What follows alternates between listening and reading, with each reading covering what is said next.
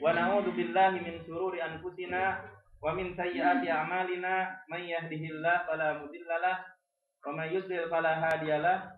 Asyhadu an la ilaha illallah wahdahu la syarikalah iqraran bihi wa tauhida wa asyhadu anna Muhammadan abduhu wa rasuluh.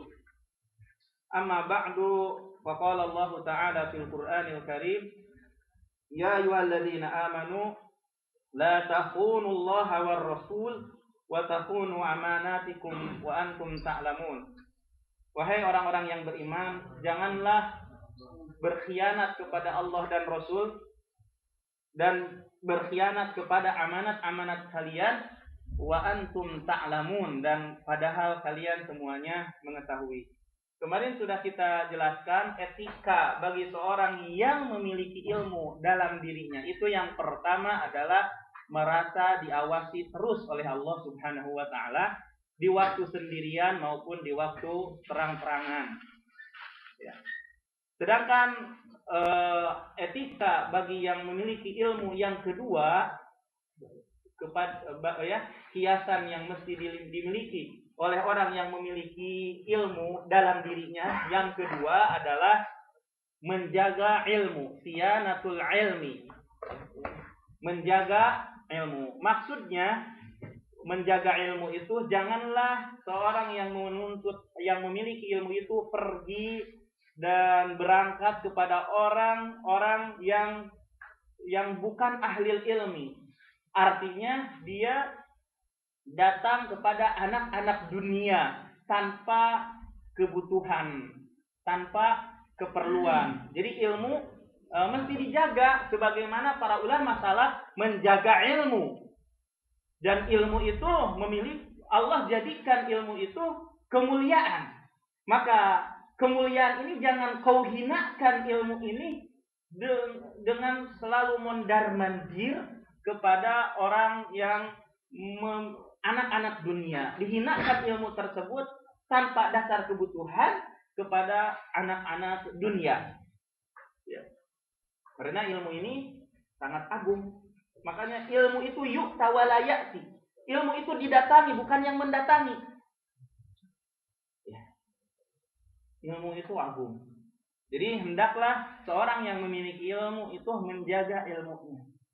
Ilmu itu memiliki kemuliaan, memiliki keagungan. Maka janganlah kau hinakan ilmu itu dengan selalu mondar-mandir datang kepada anak-anak dunia tanpa dasar kebutuhan. Yang ketiga, insya Allah etika yang ketiga minggu depan akan kita jelaskan. Cukup etika yang kedua itu, ya. Menjaga ilmu. Sekarang kita masuk ke dalam pelajaran Taudihul Ahkam yang berhubungan dengan bab baru, yaitu al-haid. Tapi sebelum kita masuk ke dalam bab haid, kemarin ada permasalahan yang berhubungan dengan tayamum. Ya. Maka tayamum yang sesuai dengan sunnah kita simpulkan adalah memukulkan dua tangan kita ke ard, apa yang ada di muka bumi, baik itu dinding atau kerikil atau batu. Memukulkan dua tangan kita satu pukulan, ya, satu pukulan, ya. Terus setelah itu mengusap wajah kita, cukup, ya. Setelah itu mengusap wajah kita dengan dua telapak tangan kita, ya. Setelah pukulkan gitu, jadi mengusap wajah kita dengan dua telapak tangan kita, ya. Kemudian setelah itu mengusap tangan, ya, mengusap dua telapak tangan sebagian dengan yang lainnya. Setelah itu sudah sempurna tayamum kita. Ini yang terpilih, ya, yang terpilih, walaupun ada pandangan para ulama yang berbeda. Setelah kita kaji ini, insya Allah seperti itu. Sedangkan misalnya ada yang sampai 2 tikut, ada dalilnya, ada 2 pukulan, ada dalilnya, tapi ternyata setelah diteliti bahwa dalilnya itu adalah dhaif, lemah. Nah, jadi yang tepat itu adalah ketika tayamum itu seperti yang barusan dijelaskan, yaitu dengan memukulkan dua tangan ke arah tanah satu pukulan, setelah itu mengusap wajah, setelah itu mengusap dohirnya dua telapak tangan. Jadi sampai pergelangan saja, sampai tidak sampai ini, tidak sampai ini. Itu yang tepat sesuai dengan apa yang dilakukan oleh Nabi SAW, walaupun ada khilaf ya, tapi kita mengambil yang rajih dari khilaf tersebut. Karena di dalam beramal atau di dalam beribadah itu, sebagaimana yang sudah kita ketahui bahwasanya ibadah itu harus terpenuhi dua syarat. Yang pertama adalah ikhlas, dan yang kedua adalah sesuai dengan contoh yang dipraktekkan oleh Nabi kita Muhammad Sallallahu Alaihi Wasallam. Sekarang masuk ke dalam pembahasan yang baru.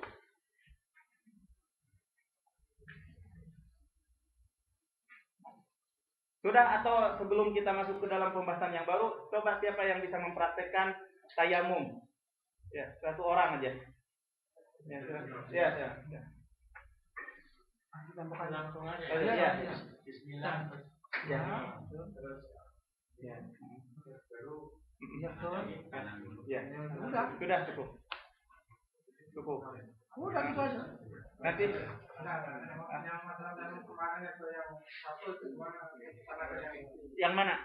Yang hukum di satu itu di soto WC itu kan sholat di atas kamar di satu. Oh, saya enggak. Kemarin kan Masih mengambang juga kemarin? Iya. Maksudnya subuh kan kemarin udah jelas kan ya. Makna di subuh.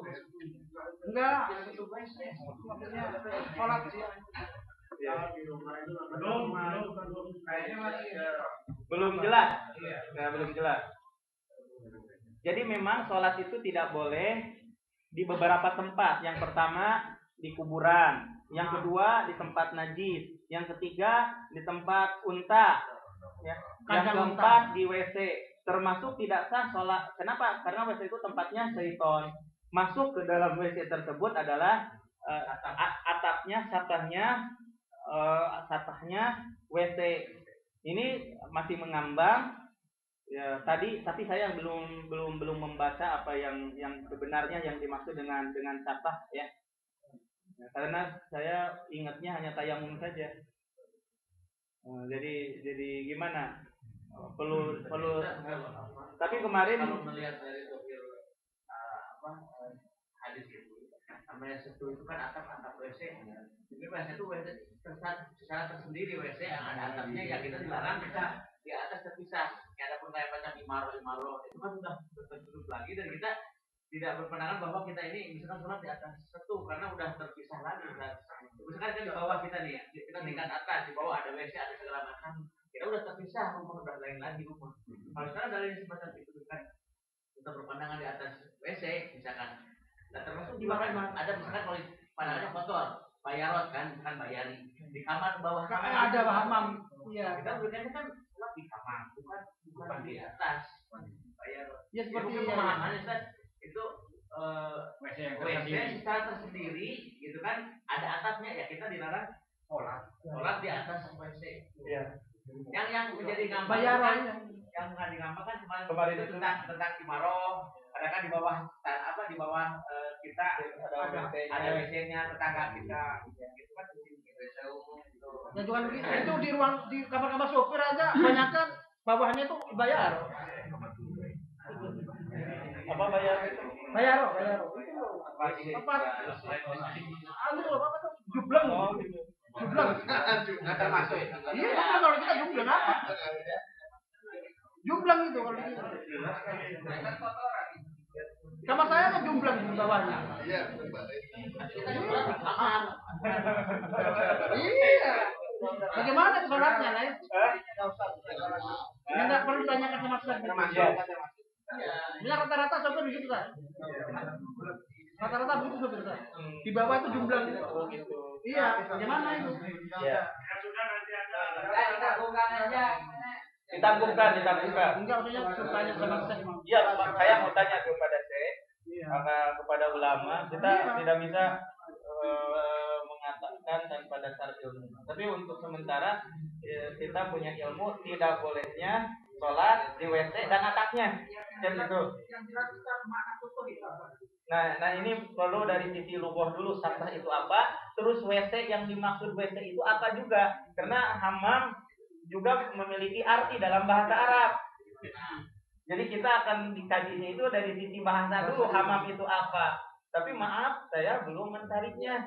Terus terang saja, sekarang itu lagi sibuk sebenarnya itu saya itu. Sebenarnya itu lagi sibuk, lagi sedang nulis tesis dan mesti selesai. Doanya saja. Ramadan bagian pertama mesti selesai. Terus hajian sudah selesai seluruhnya. Setelah hajian baru disidang, dites semua yang saya tulis. Jadi mohon maaf saja kadangkala permasalahan itu kan perlu penelitian. Sedangkan saya sedang meneliti masalah juga. Jadinya kadangkala banyak yang ditangguhkan. Mohon ininya saja pemahaman maklum lah, mohon maklum gitu. Jadi karena sedang diminta, dituntut untuk segera selesai nih. Makanya minta doanya saja bisa selesai. Insya Allah judulnya itu yang saya tulis sekarang ini adalah Tanbihul Wulad wal Hukam ala Ahkam Syatimi Khairil Anam Libni Abidin Al-Hanafi. Jadi memperingatkan pemerintah atau pemimpin kepada hukum orang yang mencela Rasul atau salah satu dari sahabat Rasulullah Shallallahu Alaihi Wasallam. Bagaimana siksaan orang yang mencela Rasul, hukumnya bagaimana? Apakah diterima taubatnya atau tidak? Terus bagaimana hukumnya orang yang mencela sahabat Nabi dan hukumnya yang mencela ibu-ibu kaum mukminin, yaitu ibu Aisyah dan lain-lain sebagainya. Itu yang sedang dikaji. Jadi dan perlu diselesaikan secepat mungkin. Ya insya Allah udah mulai kita nulis. Jadi ya kadangkala membaca yang ininya ketika mau berangkat saja selintas kadang-kadang. Ya. Apa? Kita yang belajarnya simpan terus begitu. Ya, masuk ke halaman 73 ya. Halaman 73. Halaman 73. Tapi insya Allah bermanfaat dengan seperti ini, walaupun banyak yang ditunda. Ya. Babul haid. Bab haid.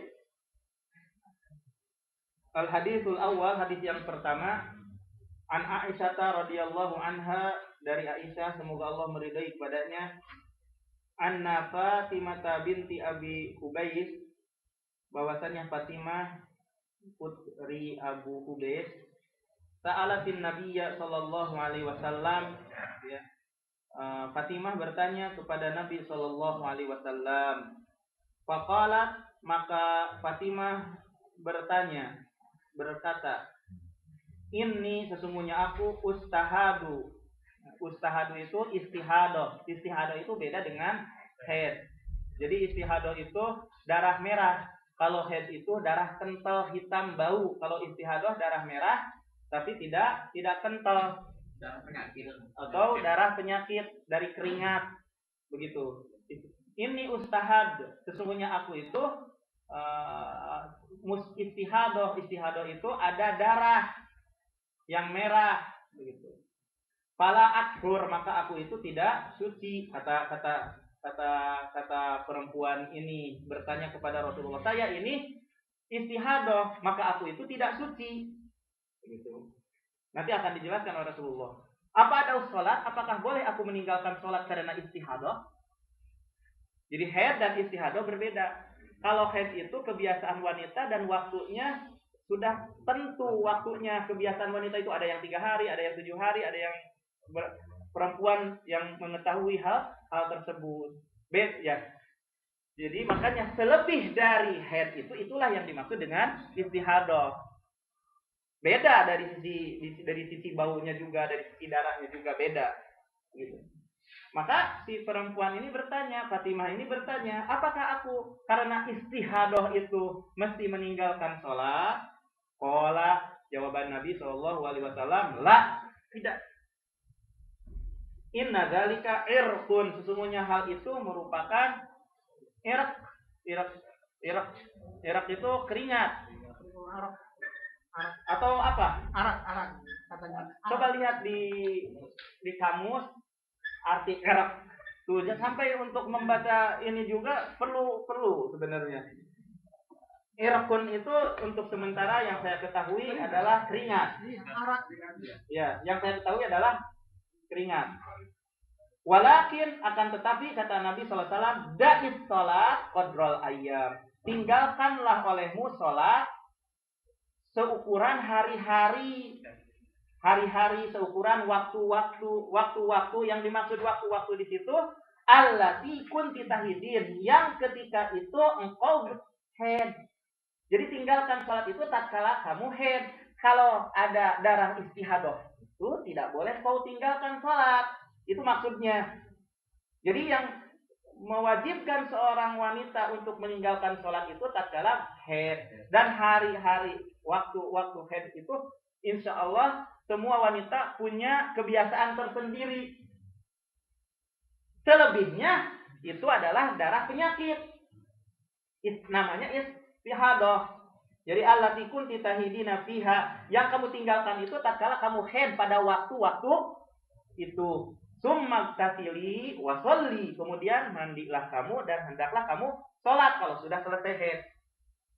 Sedangkan selebihnya jangan dianggap itu penyakit itu. Jangan meninggalkan sholat. Begitu maksudnya. Itu. Subhanallah. Itulah kesemangatan sahabat Nabi SAW. Permasalahan yang ada dalam dirinya yang tidak diketahui ilmunya langsung ditanyakan kepada Rasulullah SAW. Dan ada jawabannya langsung. Dan ibrahnya bagi kita semuanya yang memiliki istri dan istri-istri kita semuanya, kita bisa kita jelaskan kepada istri-istri kita. Bila mana ada darah setelah haid, setelah itu yang beda warnanya dari kebiasaan, berarti jangan meninggalkan sholat. Wa fi riwayatin, dalam riwayat yang lain, walaysat bil haidati fa idza aqbalatil haidatu fatruki sholat fa idza dhahaba qadruha faghsili anki ad-dama wa sholli. Ya. Jadi darah istihadah itu dalam riwayat lain laisat bil haidah, maka darah istihadah itu bukan darah haid. Itu jawaban Nabi dalam riwayat yang lain. Fa idza aqbalatil haidah, apabila datang haid, darah atau jelas hal itu ada. Apabila datang waktunya haid, gitu kan? Fatruki as-salat, tinggalkanlah olehmu salat. Ya, itu. Fa idza dhahaba qadruha, apabila sudah selesai waktunya, ya, waktu haid yang biasa waktunya harinya kapan, 3 hari atau 4 hari atau 5 hari tergantung kebiasaan wanita. Fagsili anki, cucilah olehmu adama, darah, wasoli, dan sholatlah. Malah dalam riwayat yang lain dengan sampai dijelaskan dengan kapas, di bekas-bekas haidnya itu dibersihkan, itu dalam hadis yang lain itu, ya kan? Seperti itu dalam hadis yang lain. Jadi arti haid itu di sini dijelaskan babul haid, al haidu damun tabi'atun wajibillatun, darah tabiat, darah kebiasaan. Khalaqahullah bihikmatin.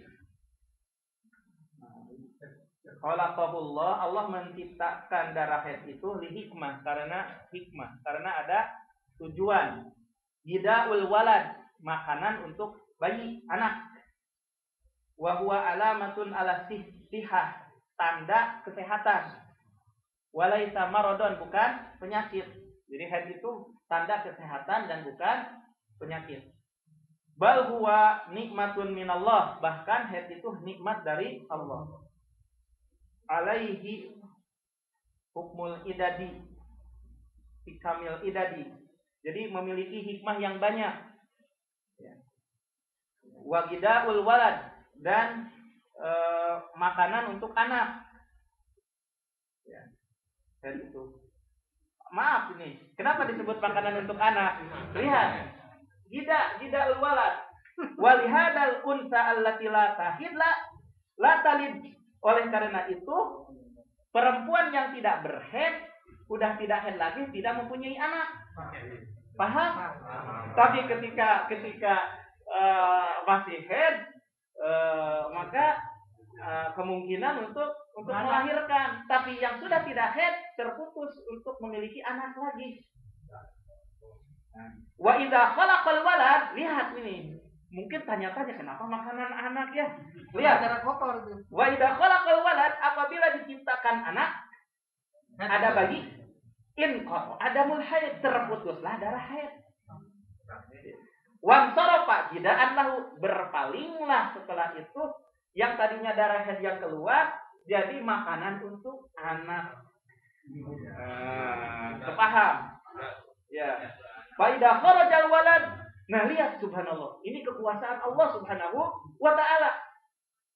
Apabila anak sudah keluar, wala balabanan, berubah darah haid itu jadi susu, Jadi laban. Ya tagodda bihi minas sadyain. Anak itu bisa makan dari dua susu. Dari dua susu ibunya. Bisa gantian. Ya kan? Iya. Bisa gantian. Ya. Nah, itu tentang haid. Itu bakal banyak ketawa nih. Wadamul istihadati laisa kadamil haid. Dan darah istihadah bukan seperti darah haid. La maknan wala hukman. Tidak dalam arti dan juga tidak dari titik hukum. Walihada farraqa Rasulullah SAW bainahuma. Oleh karena itu Rasulullah membedakan antara darah istihadah dan darah haid. Sedangkan terus di sini Syekh Abdurrahman As-Sardi memberikan penjelasan wa qauluhu fi hadis Fatimah binti Abi Hubais, sedangkan sabda Nabi dalam hadis Fatimah binti Abi Hubais, inni ustahadu fala atharu apa ada issalat qala la inna zalika irqun ila akhiri al hadis. Sesungguhnya aku istihadah, maka aku tidak suci. Disangka istihadah itu membuat dia itu tidak suci. Apakah aku mesti meninggalkan sholat? Nabi menjawab tidak, karena hal itu adalah keringat dan seterusnya. Dalam riwayat yang lain, walaisat bil haidah, bahwa darah istihadah itu bukan darah haid.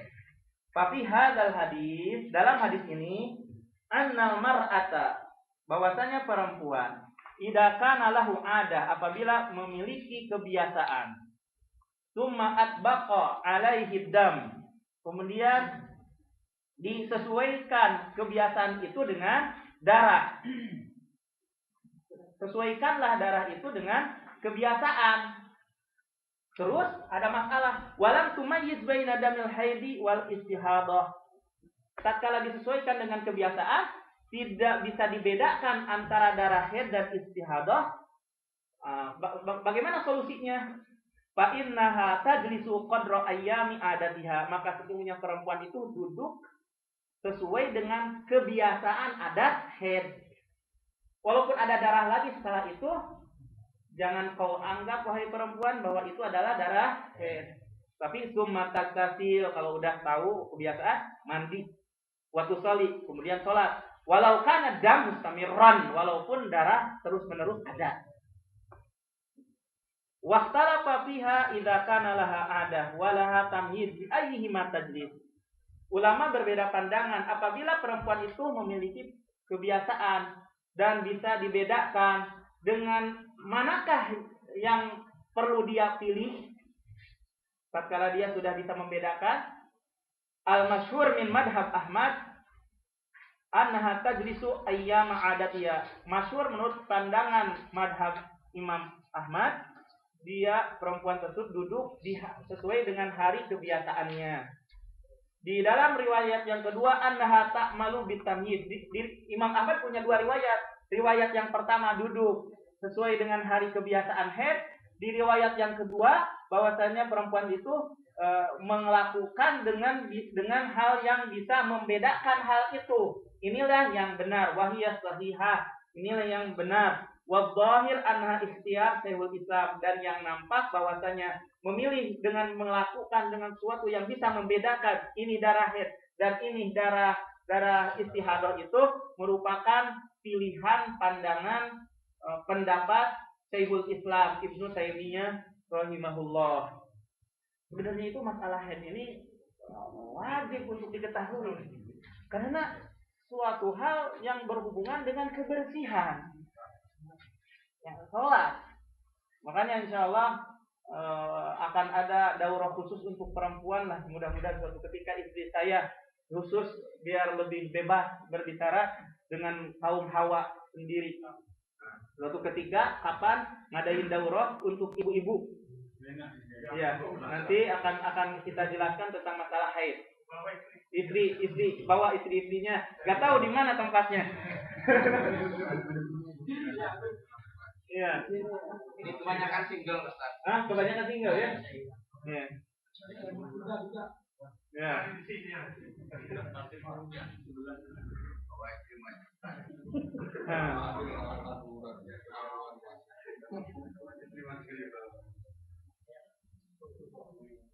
Jadi segitu aja dulu.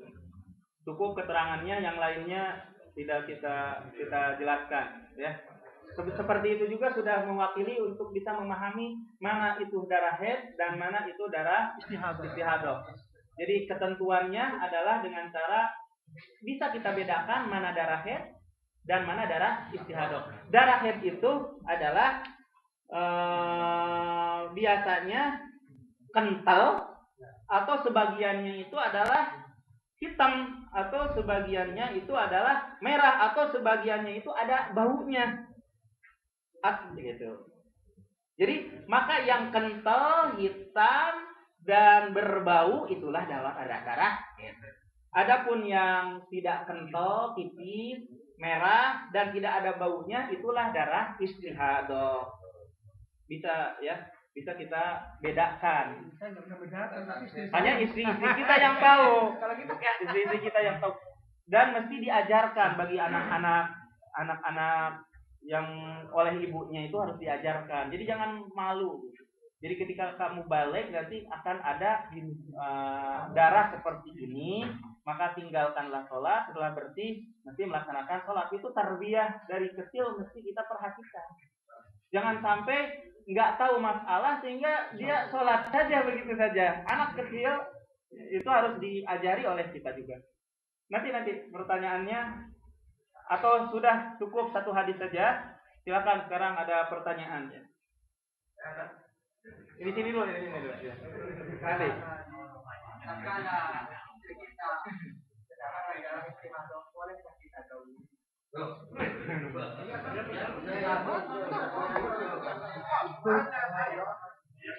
Ya, darah penyakit. Ya. Istihadah itu adalah darah penyakit, gak masalah. Maksudnya itu bertanya seperti ini masalah. Ini adalah ilmu juga. Ya, ilmu juga gak masalah. Saya tanggungkan jawabannya. Saya tanggungkan pertanyaannya. Bagus pertanyaan itu dan jawabannya ditangguhkan. Insya Allah akan ada jawaban, tapi ditangguhkan. Kalau sebelum istihadah terus, kalau nggak boleh, nggak sebut.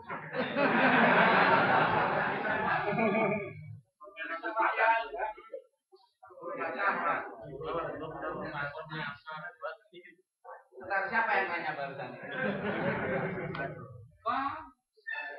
Ini di sini di dalam kitab Al-Wajid hukum-hukum mustahadah.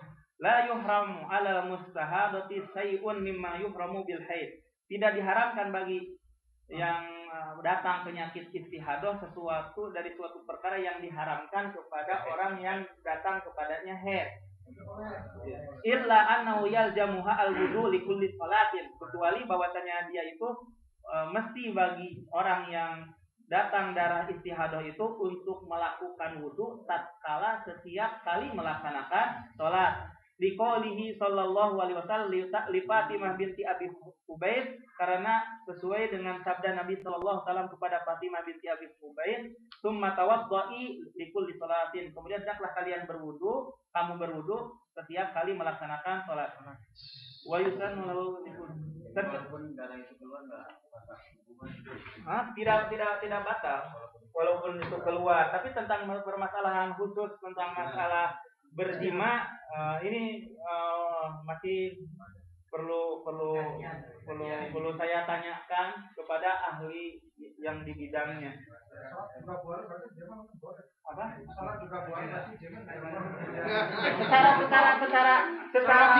Secara logika memang untuk dibersihkan dulu. Iya bisa secara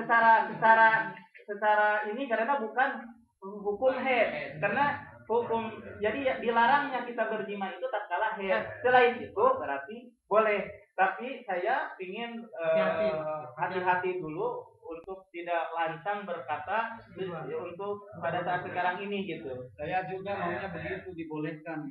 Tuh. Saya tambah sama. Ya, nanti. Saya bagaimana hukumnya seorang perempuan yang sebelum datang haid satu kali atau berapa kali sebelumnya, terus ada tanda-tanda kecoklatan. Kecoklatan itu setelah 2 kali lagi itu datang haid, datang haid. Apakah itu darah apa? Ayo. Pak, tanda-tanda kecoklatan itu. Makanya subhanallah. Makanya saya seperti permasalahan haid ini tolong dicatat. Catat. Ya. Insya Allah akan dijawab minggu depan. Insya Allah. Memang masalah ini penting. Sifat toharo ini penting. Hanya kan dalam menjawab juga harus berdasarkan ilmu kan. Kalau sekarang misalnya bisa saya begini, bisa. Tapi saya ingin lebih afdal dengan meneliti, ya, sehingga bagaimana hukumnya seorang perempuan yang sebelum datang haid ada tanda-tanda kecoklatan. Yang tanya apakah warna tanda coklat tersebut sudah termasuk haid apa belum, dan masih wajib sholatkah? Ya, insya Allah nanti saya jawab ya. Mohon maaf banyak ditunda, tapi insya Allah bermanfaat. Insya Allah walaupun ditunda, sehingga jadi semangat terus untuk mencari ilmu kejalian.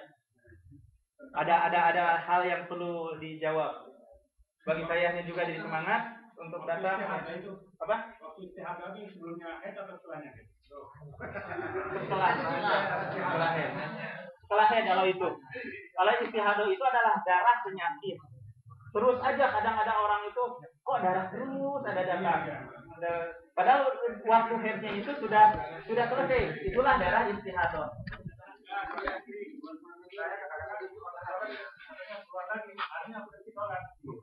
Oh, iya itu berarti iya penyakit.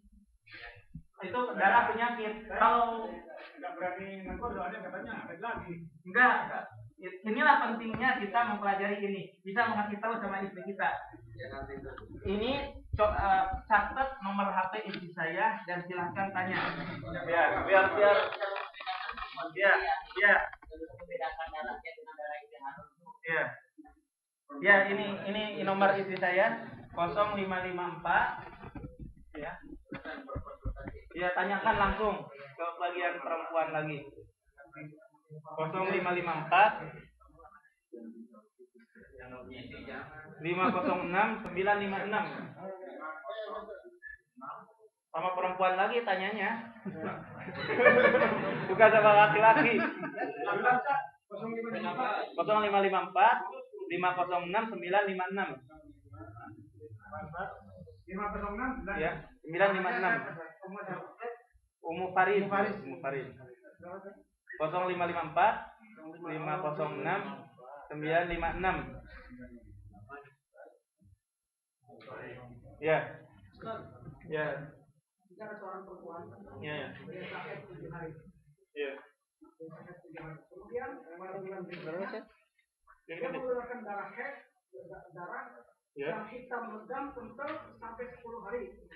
Setelah 10 hari kesananya lagi masih keluar kuning. Ada masalah darah itu macam-macam. Ada darah sufroh, ada darah kudroh, dan itu ada tanda-tandanya tersendiri. Jadi Udah tanya sama istrinya aja, jangan usah tahu udah biarin udah. Ada istrinya di mana, Pak? Indo. Ada Facebook, Pak? Ada Facebook? Istrinya? Ada. Enggak nanya, kalau yang bagian itu nanya sama istrinya aja lah, jangan. Lagi mesti tahu juga. Enggak, Ustaz juga kan kurang anu. Kalau sama istrinya kan enak. Tahu. Coba di sini. Terus istri yang anu tahu gitu loh. Untuk menjelaskan kepada istrinya, tulis. Makanya tolong saya dari awal tulis. Ada pertanyaan tulis. Farid.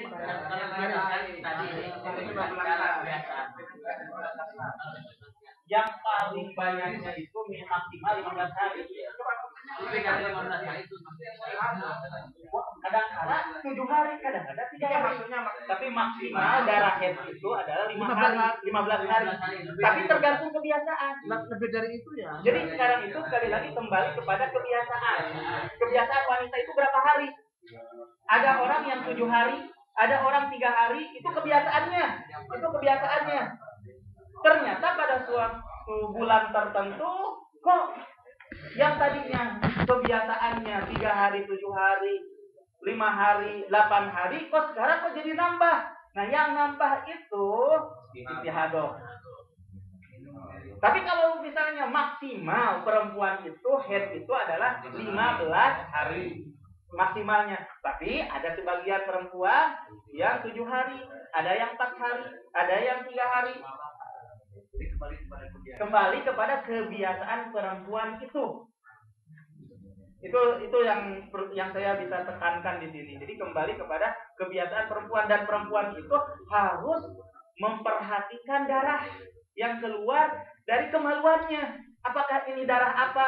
Apakah darah istihadah, darah haid, sufroh, kudroh, dan lain-lain sebagainya. Yang kekuningan, ada kudroh dan lain sebagainya, dia harus memperhatikan masalah itu karena berkaitan dengan ibadah. Jangan terkena syubhat oleh orang-orang yang tidak benci kepada para ulama, bahwasanya para ulama itu hanya berbicara tentang yang lain sudah bicara di bulan. Padahal ini masalah yang sangat penting hubungannya dengan ibadah. Tolong ditulis aja. Silakan sambil minum-minum, dan ada apa? 15 hari.